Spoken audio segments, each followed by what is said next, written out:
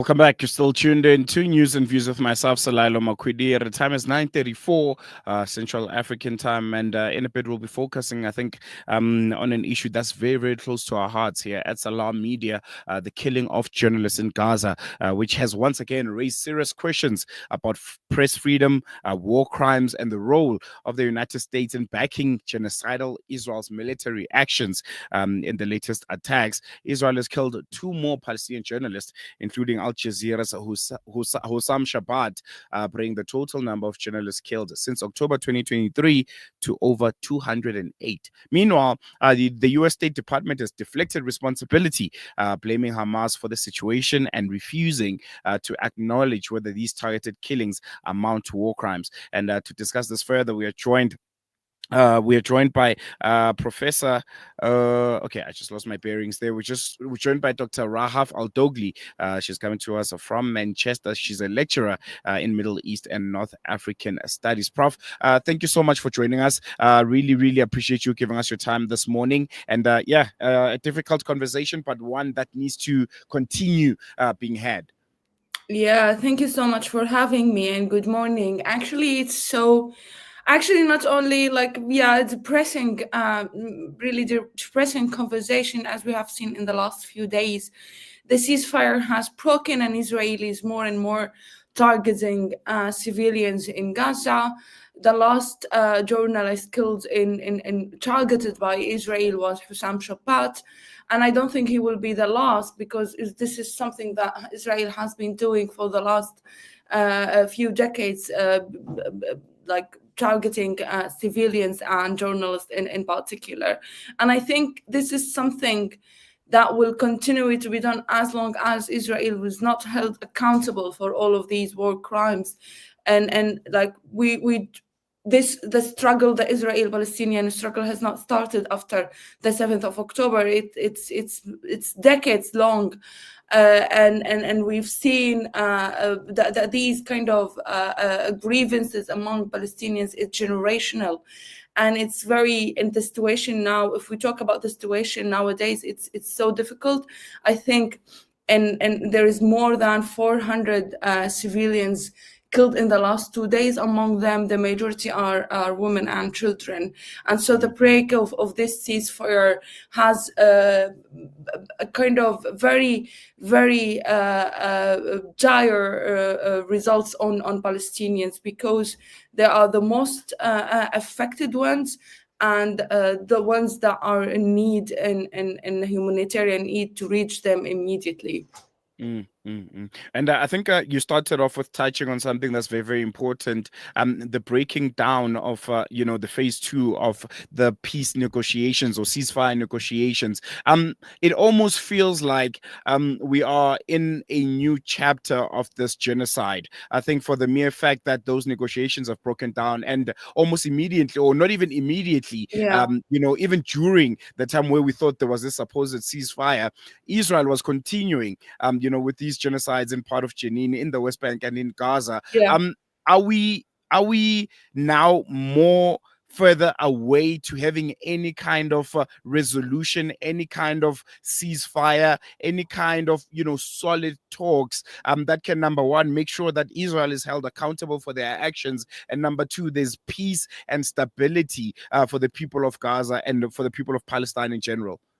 Well, thank you so much for this question. I think, honestly speaking, it has not been peace in the region, has always meant negative peace, and stability meant repression. And so we need to dissect and unpack these terms, because sometimes they are so much kind of incorporated in any deal, and then the reality is that peace should be when all parties held accountable, and that you stop them from committing war crimes. Whatever peace or conflict resolution comes to be realized between Israel and Palestine, from at least from the history, Palestinian history and the region, we know that this peace has always been meant passive peace, where Israel should be the winning party. So I don't think, and also we know that America or the US is an ally to Israel, so Israel has all the backing from the US to continue with these violations. And I think what's left for Palestinians are more of an allies, to build allies among the Arab countries, in order to put some pressure on Israel to accept the ceasefire, or to stop breaking the ceasefire. I think we are also ahead of a very important or transformational regional moment. We are, after the 7th of October, we have shifting of regional dynamics. We have, we know that like the containment of Hezbollah has further weakened Hamas.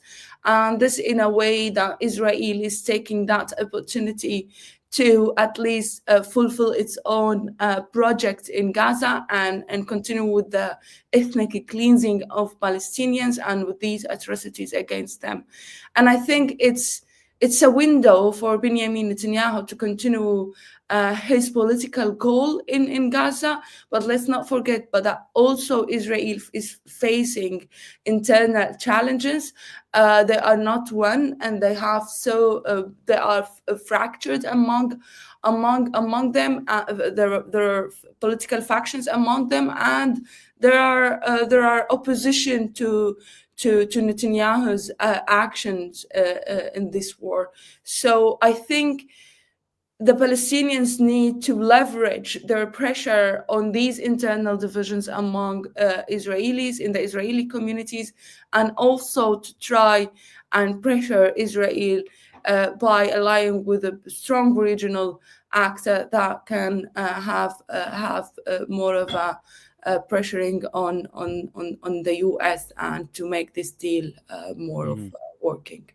I want to come back to the targeting and killing of journalists. Israel, as I mentioned, has killed over 208 journalists since October 2023. How does this compare to previous conflicts that we've seen? And what does it say about the risk that Palestinian journalists face? I mean, there's also this rhetoric that, apparently the Israel genocidal machine is not directly, targeting journalists. They just happen to be caught in the crossfire. How do you respond to such rhetoric? Well, we are used to such rhetoric. I mean, it has all. I mean, in Palestine, in particular, the Israelis has all. I myself, beyond my academic expertise, I have memories of Palestinian journalists throughout my childhood until now that I remember. I don't think there is any other conflict where a pioneer journalist that has been systematically targeted in a conflict as much as in Palestine. Now, I am from Syria, and I know Syrian journalists has also been targeted in the last 14 years by the Syrian regime, but still the Israeli systematic targeting of Palestinian journalists, because they are the defiant voice, they are the resistance voice, the voice of resistance, the voice of challenging Israelis, telling the truth. And I think that's so threatening. Truth is threatening to Israel. So I think that's I don't believe this rhetoric, and I think there is systematic targeting of these Palestinian journalists. And I think the struggle between Palestinians and Israel is not only about military confrontation or an asymmetrical war. It's more about that Israel is weak in its insecurity, and when Palestinians are telling the truth, Israel becomes more fragile. And I think that's why journalists are always securitized, and Israel justifies using violence against them. Really concerning. in the last year, the beginning of this year particularly, with this attempt to weaken Palestinian journalism and the truth that they're telling, because essentially with international journalists being out of Gaza, the only remaining journalists are Palestinians, but there seems to be an attempt for the complete erasure, and to instill fear to those that are working, to say, if you continue working, the same thing is going to happen to you. But I'm not sure if you noticed this, but there seems to be a rise now of individuals who Yeah. look like they're Arab, but they're throwing an anti-Hamas, Gaza Palestinian rhetoric. I mean, there's a video that I've seen yesterday of these were supposedly people from Gaza, and they were protesting against Hamas. Saying Hamas must go out. They're tired. They're being used as human shields. Is there a lot that we can read from this? Is there growing anti-Hamas rhetoric growing in Gaza, or this is just propaganda by the Israeli forces, and to try and demoralize and to take the sting essentially out of the uprising from the people of Gaza?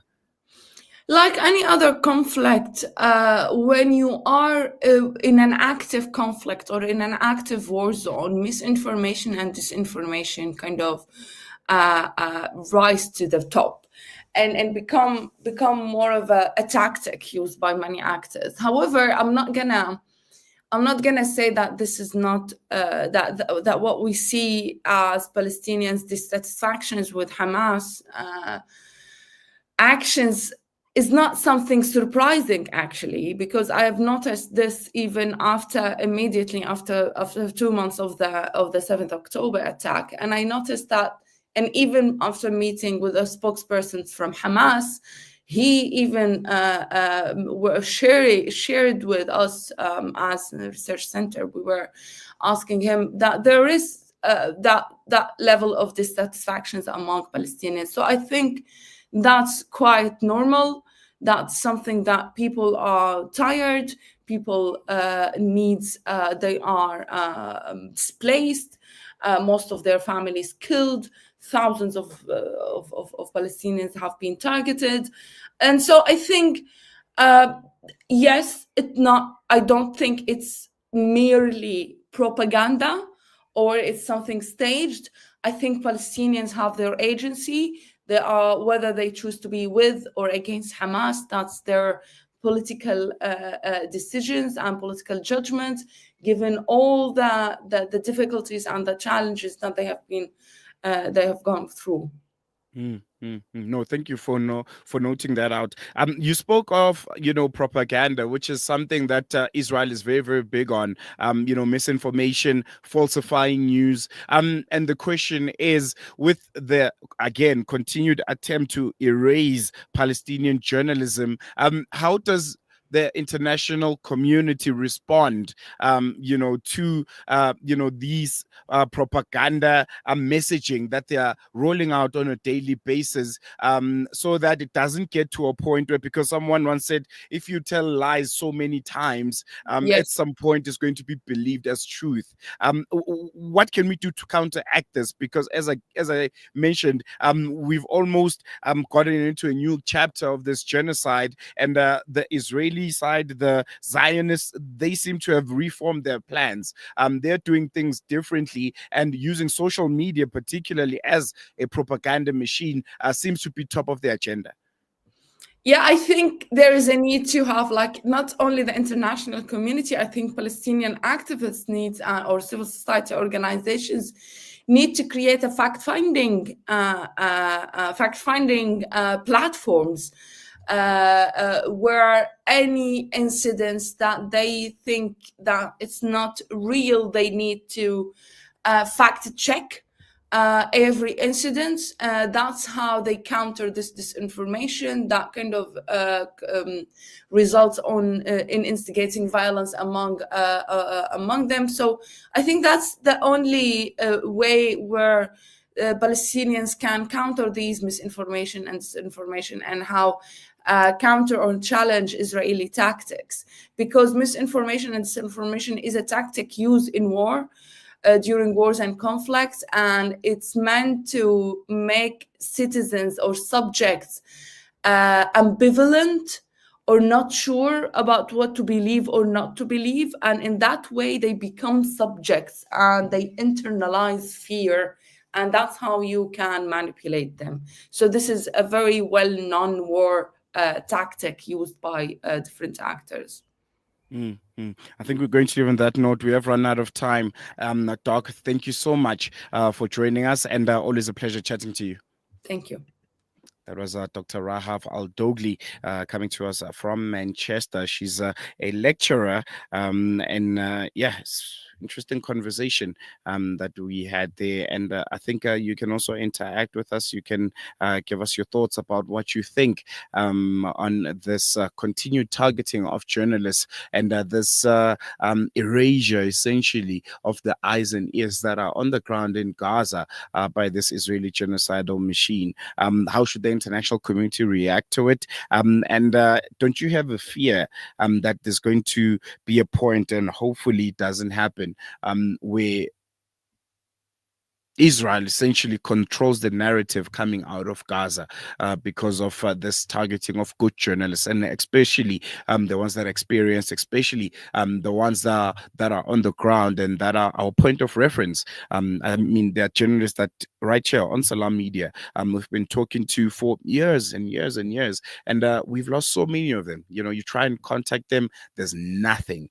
Their phones are off. You go through their social media, and you get messages that they've unfortunately being martyred. So it's concerning. It's concerning, and it's something that the international community should speak loudly on. The attack on press freedom, I think, is very, very imperative, because once it happens that the Israelis control the narrative and they tell us what's happening in Gaza, that's where I think would be the beginning of, losing of this war, and to try and counterattack this genocide against the people of Gaza. We're going to take a quick break. When we come back, News and Views continues.